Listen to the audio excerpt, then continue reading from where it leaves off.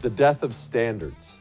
I know you feel like something's wrong, like everything's upside down. It's because standards have died, and we're going to talk about that tonight. I'll tell you what I mean. We have a twisted up culture. Plus, something fun to show you. All that's coming up on I'm Right.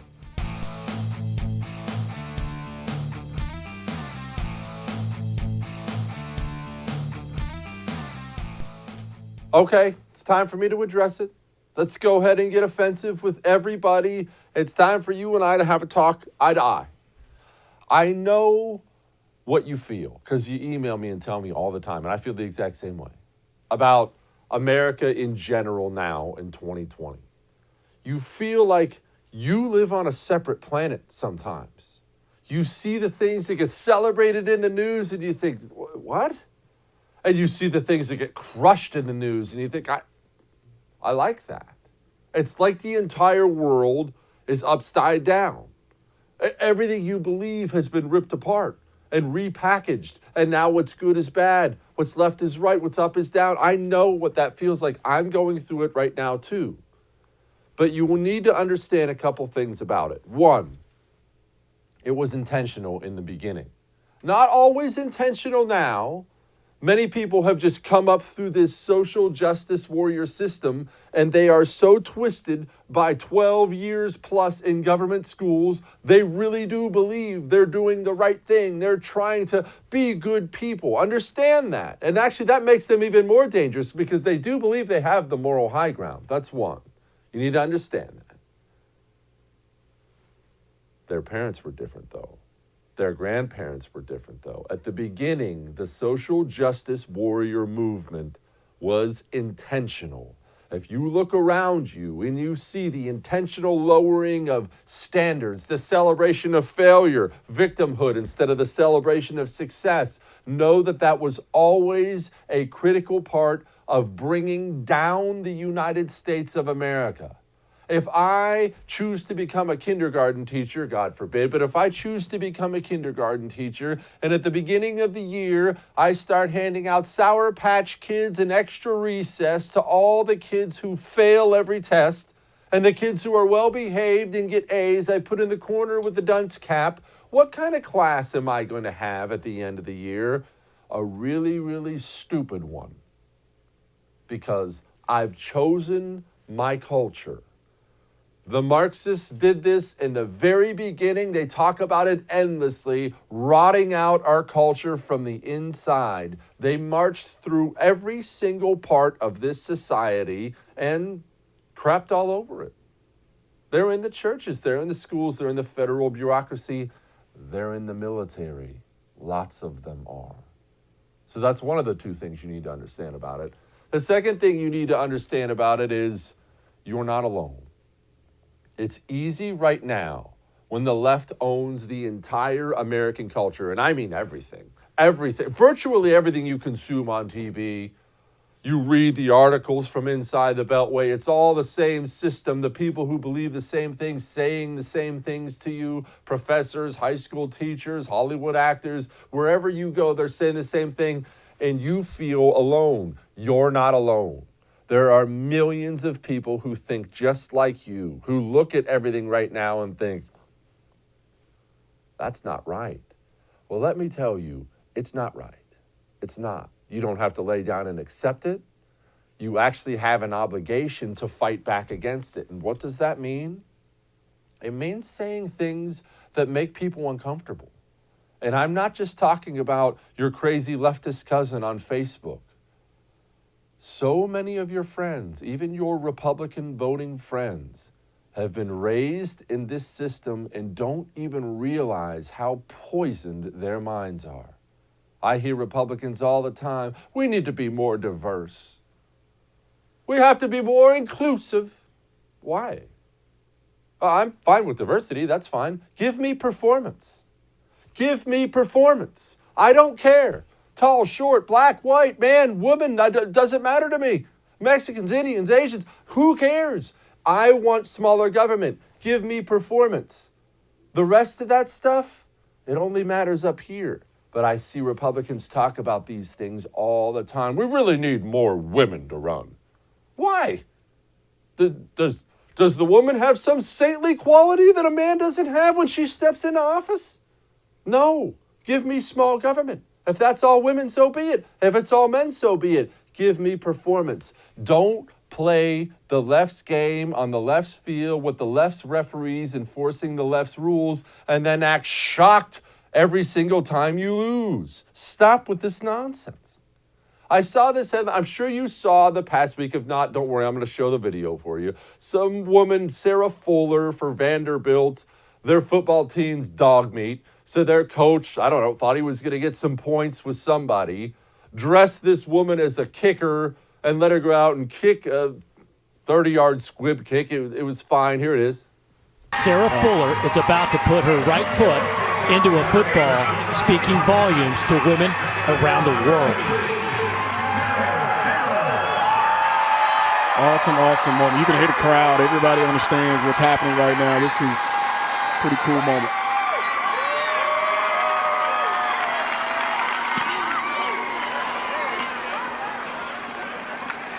And the kick down at the 35-yard line, and Sarah Fuller.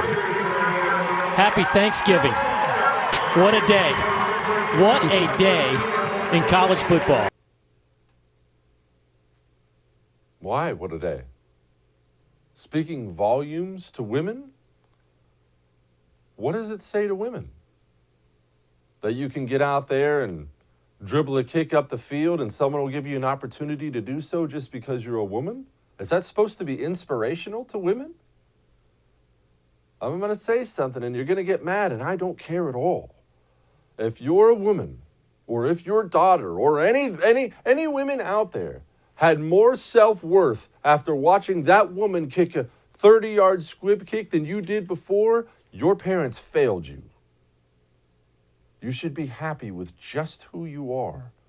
Don't listen to this disgusting, you can do anything a man can do culture out there. You're not unequal. You're different, and that's just fine. God made us different. Ain't a thing in the world wrong with it. You're going to have a miserable life if you spend the whole time trying to jam that square peg in a round hole. I promise you. But it's not about the kick. It's not about that. It's about, she just won the award for SEC Special Teams Player of the Week. Now, I don't expect you to care about the Special Teams Player of the Week for any conference. I don't expect you to care about college football. That's not what this is about. What it is Player of the Week for that? If that isn't who we've become in America, it perfectly describes who we've become. All symbolic, all window dressing, all touchy-feely, make you feel good crap without any actual performance involved at all. Is that what we're going to allow our country to be? I don't want to live in that place. I want to celebrate accomplishment. I'm not here to celebrate failure. I'm not here to act like you deserve a graduation party for graduating kindergarten. Congratulations, you learned your ABCs. That's really, really inspiring. Maybe we need to realign this culture. Maybe it starts at home. Just a thought. Now, it's no secret that CNN has taken a bit of a hard left turn. We had some leak from Jeff Zucker in, wow, is this an indictment on the American media? Okay, I just want to reemphasize that, I think we cannot normalize what has happened here in the last week with Trump and his behavior. And I go back to what David Chalian said, that this is a president who knows he's losing, who knows he's in trouble, is sick, maybe is on the after effects of steroids or not, I don't know, but he is acting erratically and desperately, and we need to not normalize that. This is what we've come to expect for the last 3.5 years, 4 years, but it clearly is exacerbated by the time that we're in and the issues that he's dealing with. And I think that we cannot just let it be normalized. He is all over the place and acting erratically, and I think we need to lean into that. That perfectly sums up how the media approached Donald Trump for 4 years and how they'll approach the next Republican as well. And what's wild to me is they can't even see it. That whole voicemail or leaked audio, that's the problem. They view themselves as having some moral obligation to stop this Republican. They're not in it to be journalists. They're not in it to cover something. They're not even in it to just cover something critically. It's why they embarrass themselves time after time after time for 4 years with these absurd stories that turned out not to be true at all. The second they get a whiff of something that might be true and it was anti-Trump, it was off to the races, head to the presses with it. Oh, that was wrong? Oh, anyway, sorry. On to the next scandal. They don't care. Why don't they care? Because they genuinely believe it's their job to stop Republicans. You can't survive as a country if that's your media. We have got to turn the channel off. And I know that sounds self-serving. You're watching me. You've already turned the channel off, CNN. But we have to spread that word around to others. All right. I do get a kick out of watching Barack Obama pop his head up again for all the things he did, packing the federal government full of these leftist nutjob academia types who are rotting this place out, pops his head up and complains about things like defund the police. If you believe, as I do, that we should be able to reform the criminal justice system so that it's not biased and treats everybody fairly, I guess you can use a snappy slogan like defund the police, but you know you've lost a big audience the minute you say it, which makes it a lot less likely that you're actually going to get the changes you want done. Sorry about the audio. I believe he actually did that interview on Snapchat, and apparently he did it underneath the ocean. But you're the one who ushered this era in. Does Barack Obama ever look in the mirror and critically, analyze what he sees? This insane social justice warrior movement, everyone knows where it began. Everyone knows why it began. Enjoy, Barack Obama. These nut jobs in your party now, these are all your people. All that may have made you uncomfortable, but I'm right. Now, natural medicines, holistic healing approaches, they are known to alleviate things like joint pain, like anxiety. You have any of that? I know you have some of that. It was a rhetorical question. I see the emails. I choose CBD, and I choose the right CBD because I only buy it from Doctors Trusted CBD. They're the experts. They've been doing it since 1999. They researched the whole industry to find only the best CBD products. It's why they teamed up with Be Best Organics. It's your one-stop shop for all your CBD needs. Go to doctorstrustedcbd.com, and I'm going to save you some money. Use the promo code Jesse. That gets you free shipping and 10% off. We'll be back.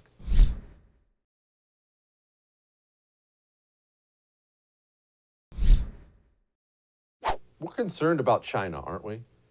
And I'm going to get to this Trump rule here in just a moment. Believe me, I'm going to get to the Section 230 stuff and why I'm actually a little angry with Trump. But first, we're worried about China. Do you feel like we glossed over the Hunter Biden stuff maybe a little too much? The American public isn't aware of what's going on. I'm glad there are people like Senator Kennedy still out there talking about it.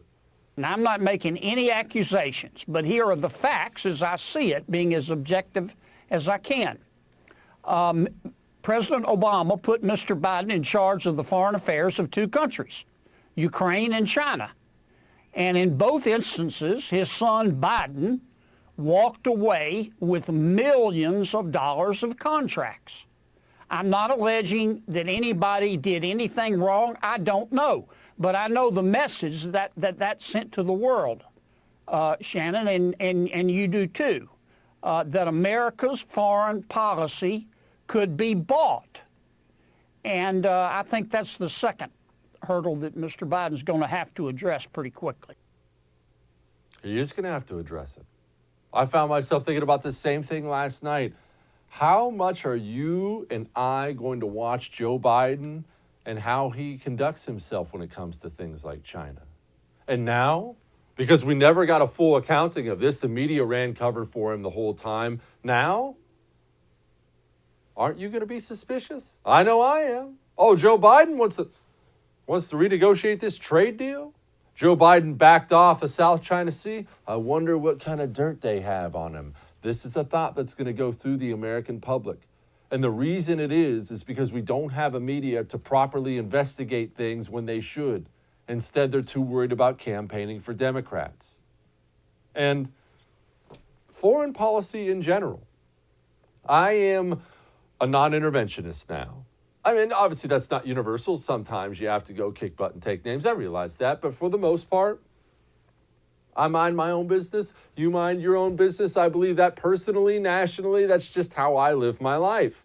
And so I liked Donald Trump's much less involvement foreign policy. We strengthened our allies. Our adversaries are isolated. We are bringing troops home. I loved how he did it.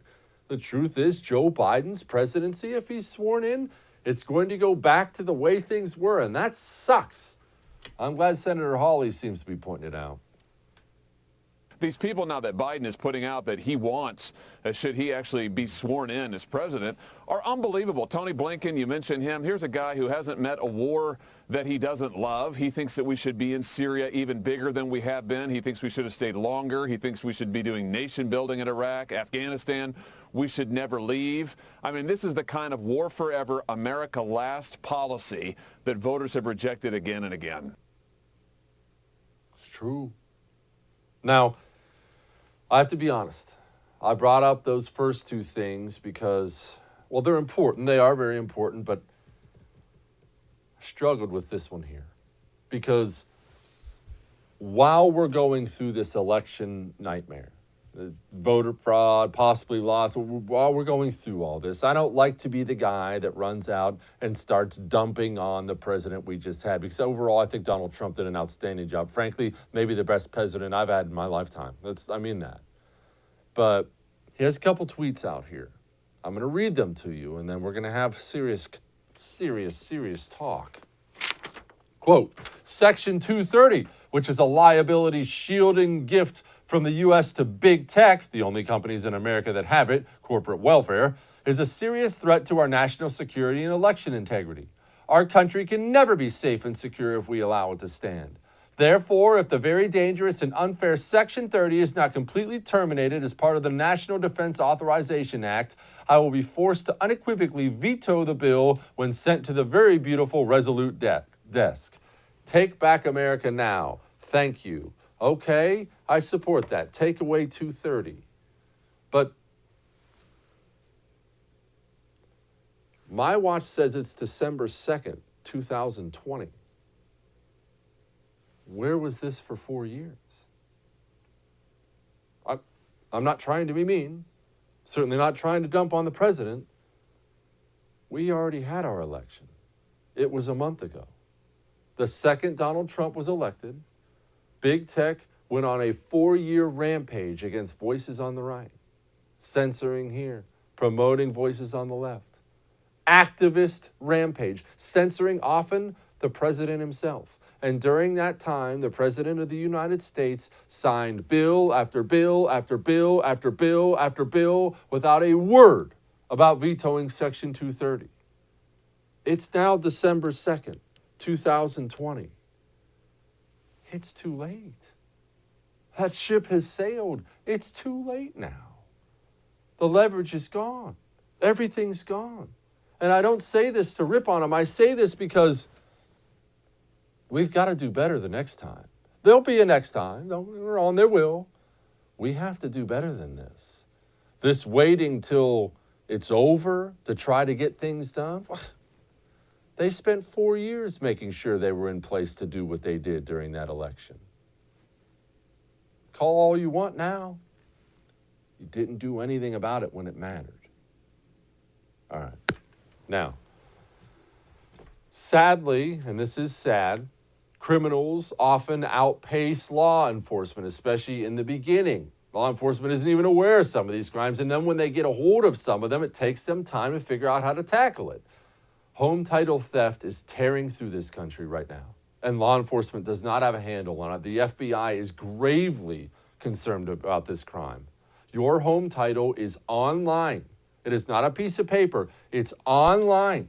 They're going to hack into it. They're going to forge your signature on it and take a loan out against it unless you get home title lock. Go now and sign up before it happens to you. Believe me, it is brutal. Go to HomeTitleLock.com. That's HomeTitleLock.com. Use the promo code RADIO.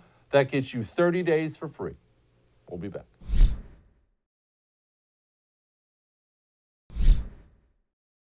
Joining me now, CEO of Chickasaw Bank and former Speaker of the House of Oklahoma, T.W. Shannon.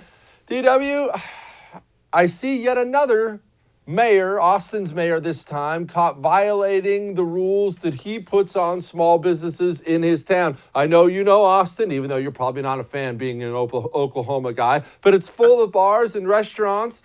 Small business owners, this is how they make a living. Tells them all to stay home, stay safe from a cabin in Cabo San Lucas. Why do politicians do this time and time again? Well, I think what you're saying is the hypocrisy of the left, which knows absolutely no bounds. I mean, once again, as you mentioned, you've got an elected official who's making rules that they don't think they have to, that don't apply to them. But actually, it's interesting because that's exactly how socialism and communism work. The elected class of people, they have a certain set of rules that they live by. They live well, and the rest of us have to kind of suffer. And that's the challenge that you're seeing. I think the way you fix this, John, is really you have a law that says that any type of shutdown that is applied to the American people would also include a stopping pay for elected officials, because I guarantee you that would get the attention of elected officials. How do we get the point home to them that we're angry? Or, look, I've got to ask an uncomfortable question. Are we angry? I mean, they keep doing this. Maybe we're not angry enough in this country. They keep doing it time and time again. Maybe we want this. We keep asking, or politicians keep asking, those of us that are in business and those of us that are just in the general public to do more and more and more as it relates to COVID-19. Listen, I want to take all the necessary precautions. I run a bank, about 100 people.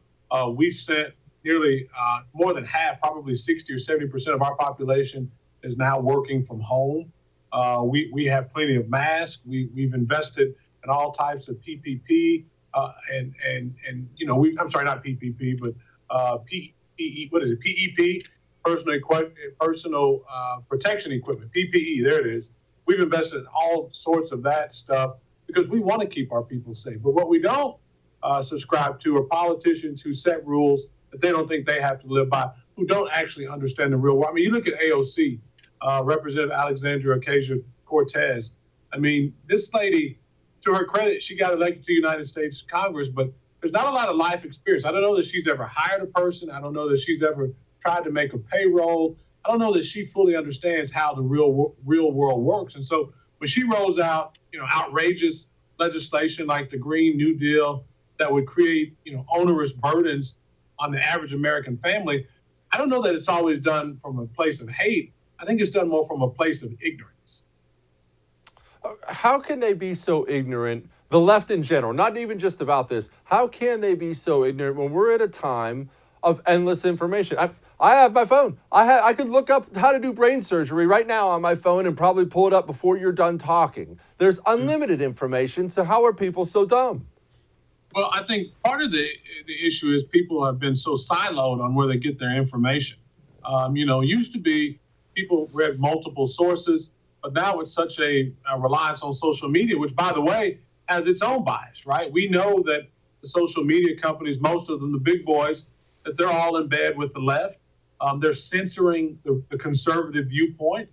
Those of us that have a different worldview, that subscribes to traditional family values, that subscribes to the Constitution, they censor us. And so the left often, they don't hear our message. They don't hear it on many college campuses. Unfortunately, the right, we've ceded so much to the left in terms of entertainment and in terms of higher education. I was a fellow at Harvard in 2017 and led a study group there.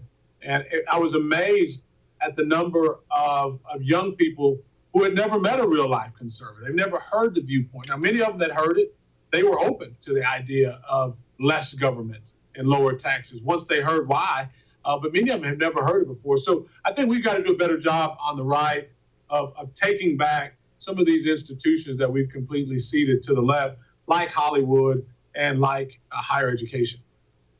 Where do we begin there? Because I could not possibly agree more. I mean, I believe they're actually both important. People can scoff at Hollywood, but the things our kids consume with their eyes it does matter a lot. Absolutely. How do we begin something like that? And look, education, that's obviously probably the most important thing. Where do people begin? They're angry. They want to do something.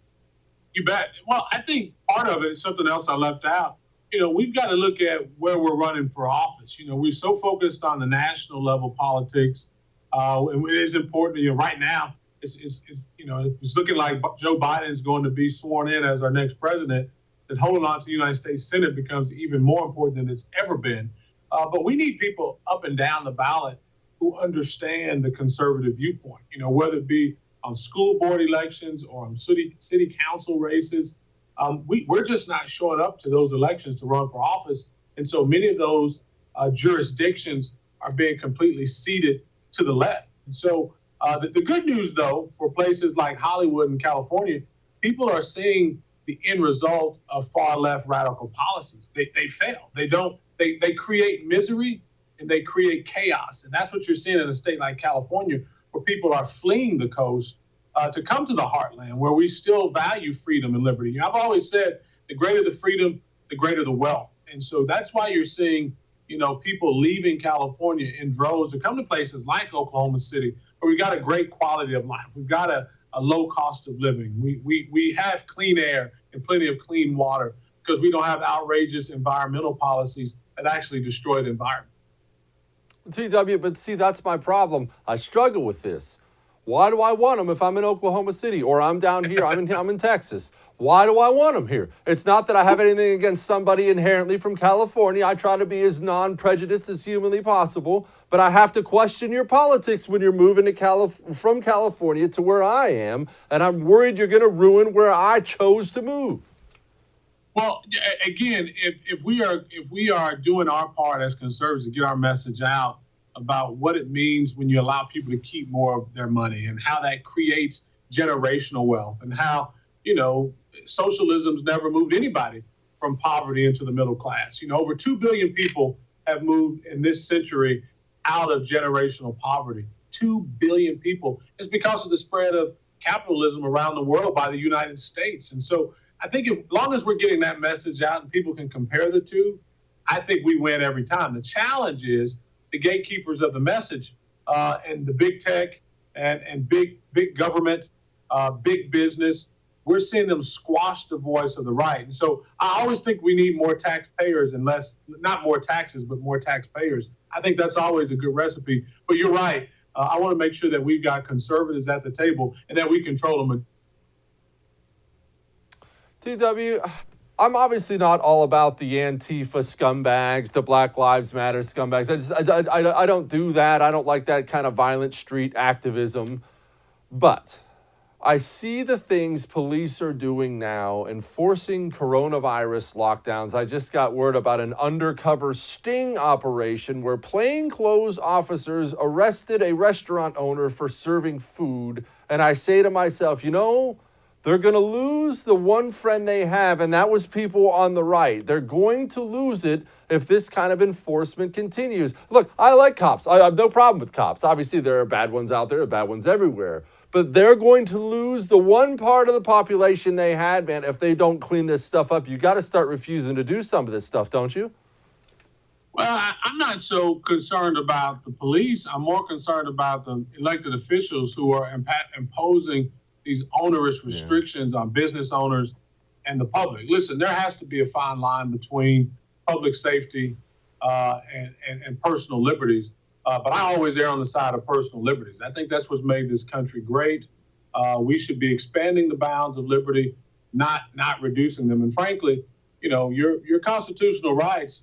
I don't see a clause in the Constitution that gives you an end around those constitutional rights during a pandemic. This is still the United States of America. And what really scares me are the number of radical far-left politicians that I see who are calling for Americans to report their neighbors, spying on their neighbors. That is totally from the Stalin, Nazi, Hitler playbook, and that's not welcome here in America. We don't need that. We don't want that. We want people to get better. We want people to practice personal responsibility. But that just goes, again, to the worldview of the left, who believes that government is the end all of all, that they can solve all our problems, when I believe, like Ronald Reagan said, government isn't the solution, government is the problem. And we're seeing that more and more, where the cure for what we're seeing in this pandemic is actually worse than the actual pandemic itself, unfortunately. But hopefully we're on the tail end of it, and I'm really excited about what the Trump administration has done to fast track a vaccine. And I'm hopeful that will be successful. And maybe we should start by requiring all our politicians to get it first. That way, if it works, we know we're all safe. And if it doesn't work, well, then our republic is safe. T.W. Shannon, thank you, man. I appreciate you very much. Thank you. Thanks for having me. Always a pleasure. Be good. All right. We'll be back.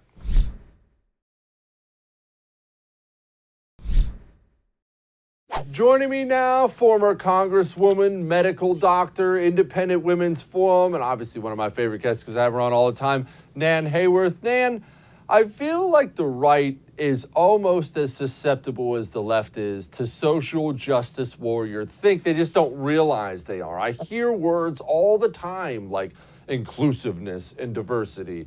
And I think these words are stupid and don't accomplish anything. Give me accomplishment. I don't care what color, what gender. Give me the goods. And yet I feel like we've fallen prey to that. But am I just a barbarian? You're right on target, Jesse. The problem that we have, of course, is that by endorsing implicitly or explicitly this kind of language, and language can indeed be powerful. Deeds mean more, but language means much. By endorsing these terms without demanding accountability for what they mean and how they translate into action and what that action implies for their constituents and for the nation, Republicans who claim to cherish the Constitution and the Bill of Rights, which is an enumeration of negative rights. It is our right not to be imposed upon by the state, and that includes the imposition of quotas or the embrace of so-called diversity as a goal in and of itself. If they don't specify what they mean and how this is going to be applied, they do the nation a disservice as well as our party. Nan, you are obviously MD. I hear time and time again, because they didn't have a medical program in my community college, I hear time and again that it has worked its way into medicine big time. Is that true? Oh, yes. Yes, absolutely. Medicine is now, the field of medicine is dominated by leftist politics. And in academic medicine in particular, there is a very strong drive toward, again, these diversity rules, regulations, statutes, if you will, within the profession. And I'm entirely in favor of diversity, but let's, again, specify what that means. What are the implications? To me, it means that we welcome all who want to join our profession. There should be no barriers to participation. But what does it not mean? It means that we do not categorize our colleagues on the basis of their identity. And unfortunately, Jesse, as we all know, that is what this ends up being, even with the best of intentions. What happens under those circumstances? Eventually, medicine, healthcare, patients, science, patients above all, of course, are ill-served because we need talented people to do these jobs. It's not easy to be a doctor. I know firsthand. It's pretty damn difficult to be a really good doctor. And I never cared about the gender, the skin color, the sexual preferences of my physicians, and they've run the gamut. I don't care as long as they're great doctors. That's what this should be about. Are we seeing more and more of this, or is this just a social media phenomenon? Because I have these moments. I'm having one today, Nan, where I look around and I think, we are rotting out the entire standards of our country. We've allowed this crap to worm its way through every single institution, and we've really allowed this thing to go out of control. Is this just in my head? No, absolutely not in your head. And I think we may have talked about him before, Jesse, but Michael Gonzalez from Heritage wrote a great book called The Plot to Change America. It's a well-written book. It takes a couple of hours to read, well worth the investment of time. He describes how deliberately those on the left, those who seek to overturn our great constitutional republic and make it a Marxist/socialist/authoritarian country, did so systematically. They aimed for our institutions and for specifically our schools of education. We now have 3 generations of teachers, at least, who have been indoctrinated, steeped in Marxism and collectivism. It starts out that way. It starts out as this nice, collectivist ideal. Don't we all owe each other our very best? Well, of course we do. But then it becomes, shouldn't we have a government who requires us, who organizes all these things, who arranges all of this for us? And once people embrace that, once students embrace, are indoctrinated in, are steeped in that mentality, they will actively transfer power to government, because they fail to recognize, they've never recognized, and they are not taught that that is a very dangerous thing to do. How do we change that? Nan, is the solution, is it homeschooling in private schools? What is the solution? How do we take back the government school system? Look, everyone knows I just want to burn the whole government school system to the ground. But how do we take it back? Do we take our kids out of it? How do we stop this? Because I don't expect people to hear what you just said and accept it. I certainly don't accept it. I want to change it, right? Right. No, I agree. Yeah, and obviously I do passionately. And Jesse, I think it starts at a couple of levels. I mean, you can attack this at every level. But one way to do it structurally that would be helpful would be to remove the federal government from the funding of education, to decentralize it to that extent. That would be helpful. Enormously helpful. If we as voters learn, we have to be educated. I mean, this is a constant struggle to make sure that we are getting the word out. People like you, obviously, who are gaining an audience, and that's a wonderful thing. PragerU, has a powerful teaching presence. But when we educate people about the dangers of surrendering, as you say, Jesse, get your kids out of government schools, that would be a huge help. But it's also, it is at the grassroots. We have to reawaken the great foundation for our representative democracy, which was that individual citizens were capable of ordering their lives. We were able to embrace self-determination instead of dependency. And that culturally has been the danger that we now witness. People willingly surrender their rights because they somehow feel that, they've been persuaded that they cannot manage their lives themselves. Once we're a nation of sheep, very difficult to recover that without really disruptive, painful processes. You're awesome, Nan. Nan, Barack Obama came out. I do think it's adorable. Of course, back to the limelight, Barack Obama comes, and he's talking about how defund the police. It really hurt us. And Nan, my jaw dropped. Does Barack Obama not realize he was the one who put this movement on turbo drive? He's the one who ushered all these people in, but you were in Congress at the time. Am I wrong? No, Barack Obama started us on this merry road when he, particularly in the Trayvon Martin incident, instead of stepping back from it and saying, let's get all the evidence of what happened here, he inflamed passions by saying, Trayvon Martin looks as though he could have been my son.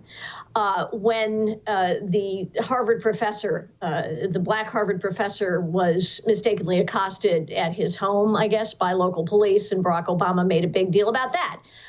When Michael Brown was killed in an encounter with the police in Ferguson, Missouri, Barack Obama inflamed that. His whole subliminal and overt message was that instead of saying, now we can be post-racial, everybody, I am your president, I'm black. Let's move forward together. Let's make thinking about race, let's really make it about what Dr. King said, the content of our character, not the color of our skin. Instead, he did exactly the opposite. He said, even though I am your president, we have a terrible history, a terrible, toxic, horrible history that we can't simply get beyond just like that. So let's wallow in this misery. And I think a lot of it's influenced by his wife, who is a deeply negative person.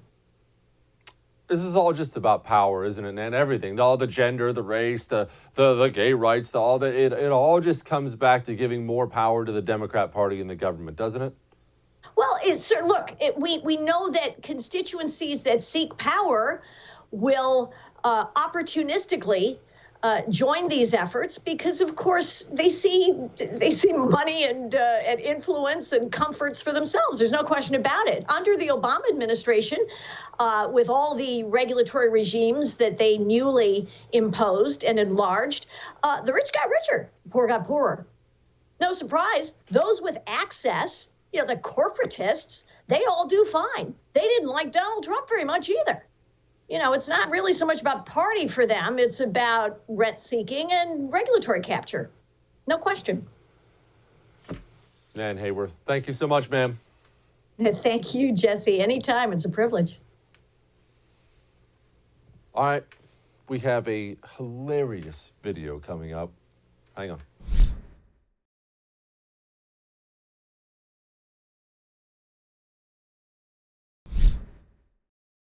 It is that time of year again, the time of Christmas decorations. Your wife in your ear, you're going to put up the lights. You know what I'm talking about. And everybody has the neighbor who's a little too over-exuberant about the whole thing. Enjoy this parody from hilarious comedian John Crist. I'm only going to play you a little of it. Go check out the rest yourself. All right. In the car, kids, we are going Christmas inflatable shopping. I will not be outdone by the neighbors. Oh, that's a porta potty. No, that's a porta potty, but it looks the same. What are Christmas inflatables? They're like they're like Crocs for your yard. I have died and gone to heaven. Get me a buggy. Give me at least one of each. Get me the squirrel, get me the minion, and get me the Grinch. I am dreaming of a white trash Christmas. Hi, all I'm seeing here is the 13-foot blow-up penguin. Do you have anything bigger than that? Yeah, I'm trying to overcompensate for some other things in my personal life. So this is absolutely too small of a Christmas tree. Okay, look how thin it is at the base. I like my Christmas trees like I like my mobile homes, double wide. God bless Home Depot for their unbelievable selection of Christmas inflatables. You know what? I love their motto. You can do it, we can help. I'm pretty sure they're referring to lowering the property value in my neighborhood. Look, it's a Cabela's gift card. Now get this for your Uncle Ricky. Remember that wedding we went to last summer? This is where he got his outfit. Riley, get over here. Look at this one. It's brain freeze. He has a snowman eating an ice cream cone. It's irony. This will go perfect. I have one that's Santa getting a wedgie from a penguin. It'll go right next to that. That guy kills me. All right, everybody, we'll do it again tomorrow.